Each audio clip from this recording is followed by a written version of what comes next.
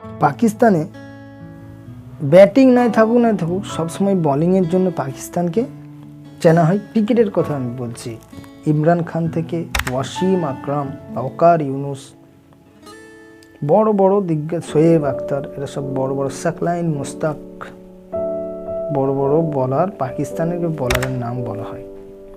বর্তমানে মোহাম্মদ আমির তার international cricket থেকে সে তার রিটায়ার্ড ঘোষণা করে দিল, সে আর ইন্টারন্যাশনাল ক্রিকেট খেলবে না। কত বছর ধরে খেলেনি, শুধু 2024 সালে T20 ওয়ার্ল্ড কাপ ছিল। তাই বর্তমানে যে ওদের পাকিস্তানের চেয়ারম্যান আছে ক্রিকেটের, মহসিন নাকভি, তার রিকোয়েস্টে সে আবার ক্রিকেটে ফিরে এসেছিল।